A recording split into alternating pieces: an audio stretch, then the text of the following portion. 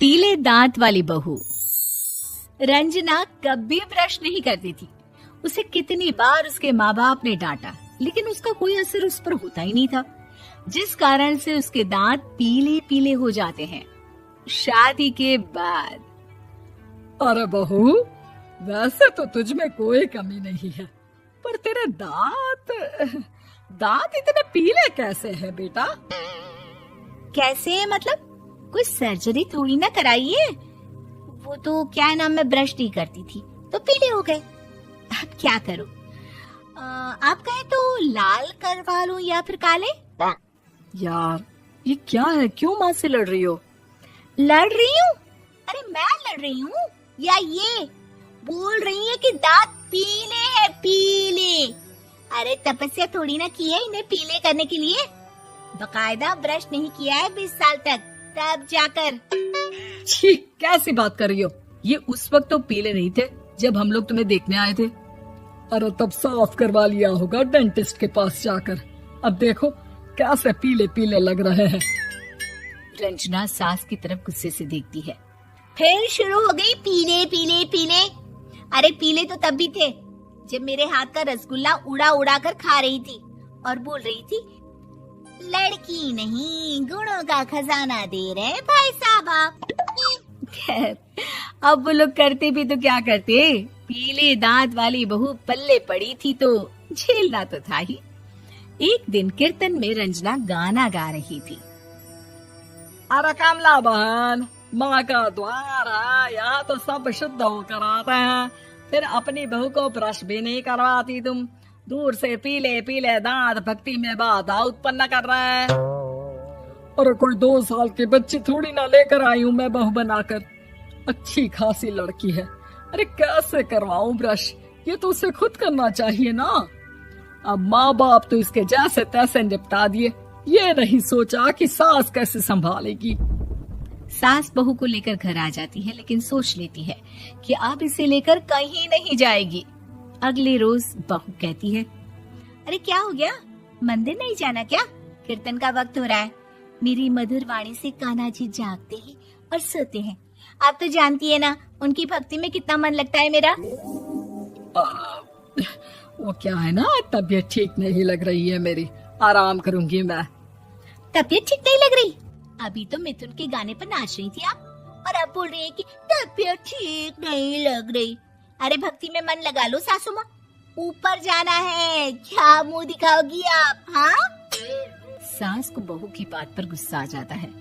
मैं क्या मुंह दिखाऊंगी, इसकी चिंता तो ना कर, समझी? अपने मुंह की चिंता कर, जो ये पीले पीले दांत लेकर हर जगह पहुंच जाती है। पता है लोग कितना मजाक बनाते हैं। ना जी ना, मैं नहीं जाना कहीं तेरे साथ। तो ये बात है, कोई ना, मत जाओ, मैं अपने कमरे में ही बैठकर भक्ति कर लूंगी।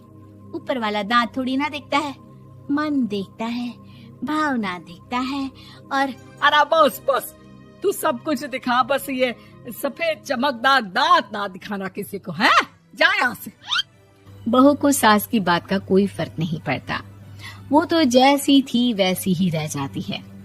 सुबह नहाकर किचन में खाना बनाना, फिर खाना खाना, कीर्तन भजन करना और सो जाना।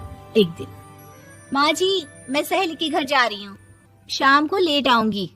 हाँ हाँ तो जाना, मैंने कौन सा तेरी आरती करनी है घर पर बैठकर।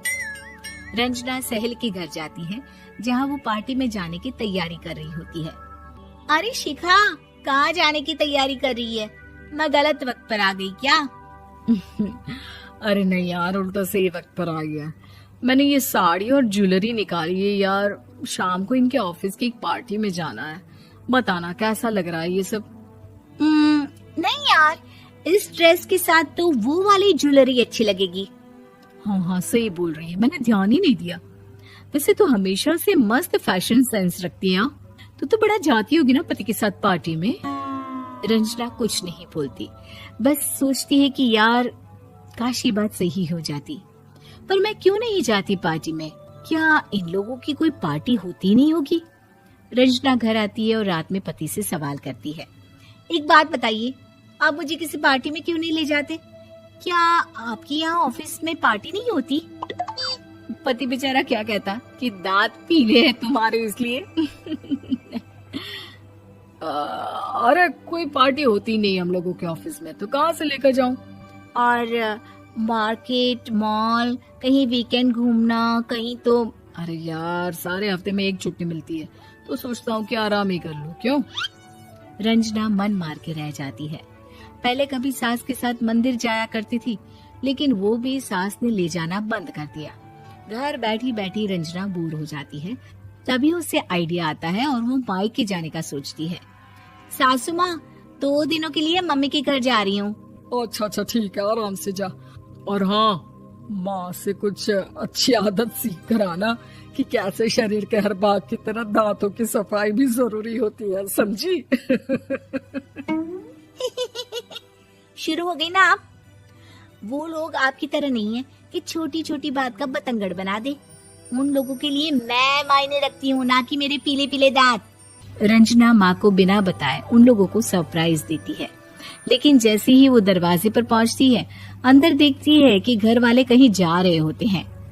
अब माँ, काश रंजना दीदी के दांतों वाली प्रॉब्लम नहीं होती, तो वो भी हम लोगों के साथ चलती ना बुआ जी की बेटी की शादी में। हाँ बेटा, लेकिन अब उसे कौन समझाए कि उसको उसके पीले दांत नहीं दिखते, लेकिन उसके आसपास के लोगों को कितना एम्बैरेसिंग फील कराते हैं।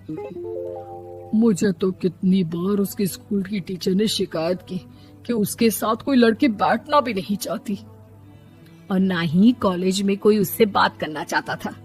लेकिन पता नहीं क्यों उसे ये बात समझ में ही नहीं आती। कोई कमी नहीं है उस लड़की में, बस यही कि दांत पीले हैं। वो तो भला हो जीजा जी और उनकी माँ का, जो दीदी को जैसी है वैसे ही रखा हुआ है। रंजना को अपने घर वालों की बात सुनकर बहुत दुख होता है। वो सोचती है कि वो क्या करे, लेकिन फिर वो सीधा डेंटिस्ट के पास जाती है, अपने दांत चमकाती है और कसम खाती है कि वो रोज ब्रश करेगी। अरे क्या हो गया? तुम तो 2 दिनों के लिए गई थी ना, पर कोई ना, अच्छा है, चलो आ गई तो। रंजना सास के सामने आकर खड़ी हो जाती है और पूरी स्माइल करती है, उसके चमकदार दांतों को दिखाती हुई। हैं? चले मंदिर। माँ, मुझे माफ कर दीजिए, मैंने आप लोगों को बहुत एम्बैरेसिंग फील करवाया। मैं आज से रोज ब्रश करूंगी।